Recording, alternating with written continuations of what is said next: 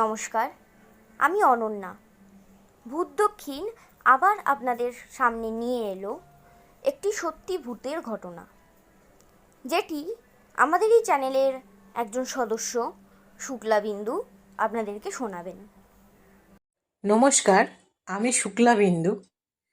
আজ আপনাদের সঙ্গে আমি ভাগ করে নেব আমার দিদার সাথে ঘটে যাওয়া একটি সত্যি ভৌতিক অভিজ্ঞতা। তো চলুন সময় অপচয় না করে আমরা ঘটনায় চলে যাই। আচ্ছা, আপনি এবার ঘটনাটা বলতে শুরু করুন, কারণ কি আমরা খুবই আগ্রহ নিয়ে বসে আছি।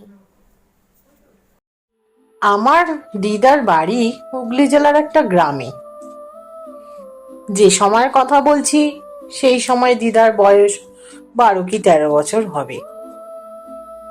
দিদা খুবই ছটপটে, আর গ্রামের অন্যান্য যে কটা মেয়ে যা যা করে সেই রকমই কাজ করতে ভালোবাসতো। অর্থাৎ ছাদ থেকে জামা কাপড় তুলে নিয়ে আসা, বড়ি শুকুতে দেওয়া, আমের আচার শুকোতে দেওয়া, আর প্রয়োজনে অনেক সময় লুকিয়ে একটুখানি খেয়েও নেওয়া, সবই করতে আসলে দিদা খুবই ভালোবাসতেন। তাই বলা যায় ছাদ ছিল দিদার অবসর সময় যাপনের একটা অত্যন্ত ভালো জায়গা।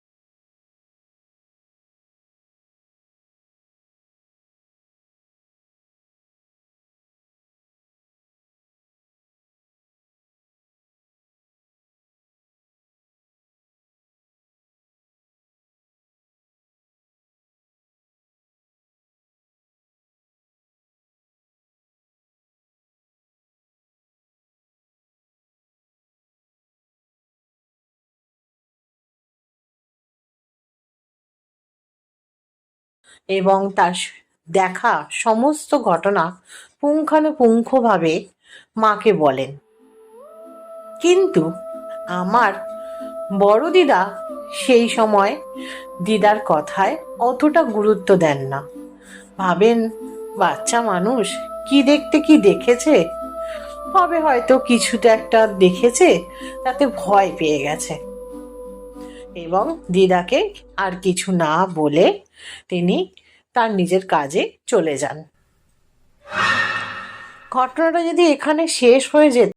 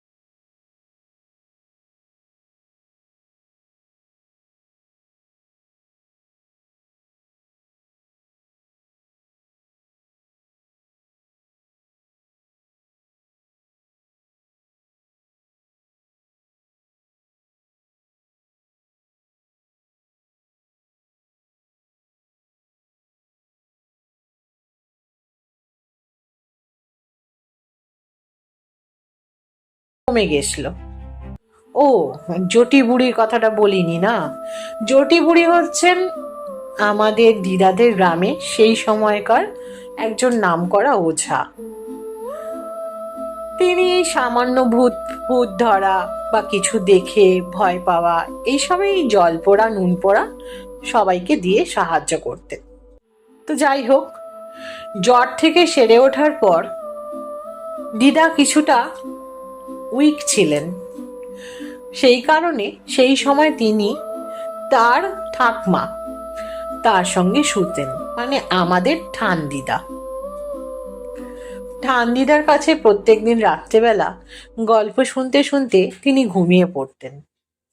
কিন্তু বিগত কিছু দিন ধরে আমার দিদার একটা জিনিসই বারবার ঘুম ভাঙিয়ে দিতে থাকে। তাদের বিছানার উত্তর দিকের মাথার কাছে একটা জানলা ছিল। সেই জানলাটায় যেন কেউ ঠক ঠক করে আওয়াজ করতে থাকে। মানে এই ধরুন, কাউকে যদি জানলা দিয়ে ডাকা হয় তাহলে যেরকম আওয়াজটা হয় আর কি। বেশ কিছুদিন ধরেই দিদার এই ঘটনা ঘটে। প্রথমে দিদা কাউকে কিছু না বললেও শেষে একদিন তিনি তার ঠানদিদাকে কথাটা জানান।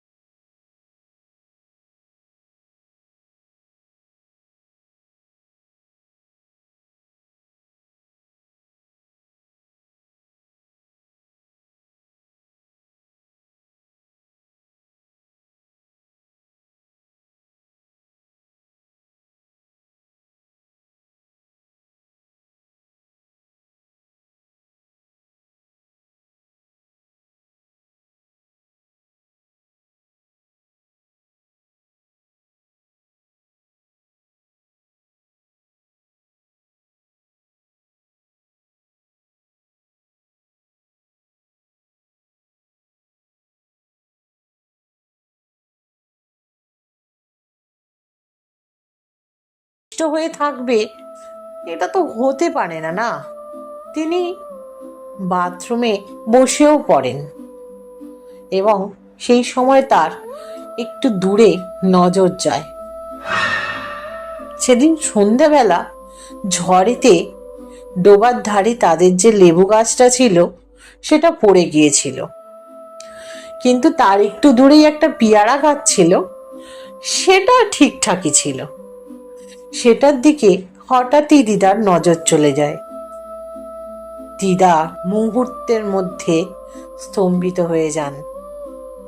তিনি দেখেন সাদা ধুতি পরে, গায়ে পইতে, কিন্তু মুখটা কিছু একটায় ঢাকা একটা মূর্তি ধীরে ধীরে পেয়ারা গাছ থেকে নেবে লেবু গাছটাকে ডিঙিয়ে তার দিকে আসছে। কয়েক মুহূর্তের জন্য দিদা নিজের জ্ঞান বুদ্ধি হারিয়ে ফেলেছিলেন যেন, কিন্তু হঠাৎ করেই তার চটকাটা ভেঙে যায় এবং তিনি দৌড়ে ঘরে চলে যান। পরিকি মরি করে ঘরে ঢুকে এসেই দরজাটা বন্ধ করে দেন এবং হাঁপাতে হাঁপাতে জ্ঞান লুটিয়ে সেখানেই মাটিতে পড়ে যান। কপাট বন্ধ হবার জোর শব্দে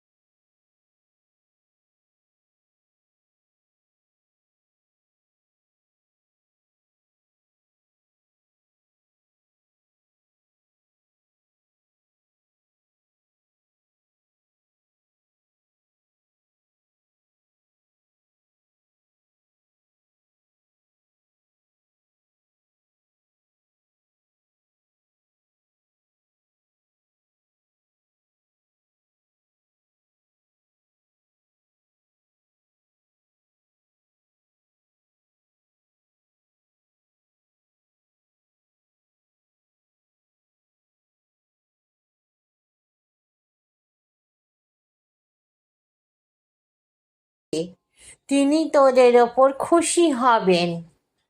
যা বাছা, দেরি করিস নে, এমনি অনেক দেরি করে ফেলেছিস। আজ গিয়ে আগে এই সমস্ত কাজ করবার ব্যবস্থা কর। তার কথা শুনে বড় দিদা অক্ষরে অক্ষরে জটি বুড়ি যা বলেছিলেন সেই কাজ করে আসেন এবং সৌভাগ্যক্রমে তাদের ওপর থেকে সত্যি সত্যি সেই দুরাত্মার ছায়া সরে যায়। আর কোনো ঘটনা তারপরে আর ঘটেনি। তবে হ্যাঁ, একটা কথা বলে রাখা ভালো, জটি বুড়ি শুধুমাত্র ওই পুজোর বিধানই দেননি, তিনি দিদাকে একটা কবচও দিয়েছিলেন, মানে ওই মাদুলি টাইপের আর কি, এবং বলে দিয়েছিলেন যে ওই মাদুলি যেন সারা জীবন দিদার কাজ ছাড়া না করে। এবং দিদাও অক্ষরে অক্ষরে যতদিন বেঁচে ছিলেন সেই নির্দেশ পালন করে গেছেন। এই ছিল মোটামুটি আমার গল্প, মানে আমার গল্প নয়, আমার দিদার সঙ্গে ঘটে যাওয়া ঘটনা।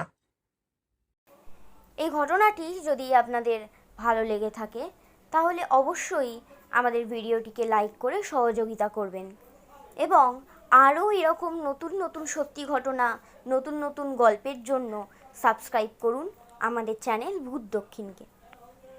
এবার আপনি একটু আমাদের শ্রোতাদের বলে দিন যে তারাও যদি আপনার মতো আমাদের চ্যানেলে সত্যি ঘটনা শোনাতে ইচ্ছুক হয় তাহলে তারা কী পদ্ধতিতে আমাদের সাথে যোগাযোগ করতে পারবে। আমার মতো আপনারাও যদি আপনাদের কোনো ভৌতিক অভিজ্ঞতার ঘটনা আমাদের সঙ্গে শেয়ার করতে চান তাহলে এই চ্যানেলের ডেসক্রিপশনে দেওয়া নাম্বারটিতে সেই ঘটনা হোয়াটসঅ্যাপ করুন। নাম্বারটি হলো 8942947720।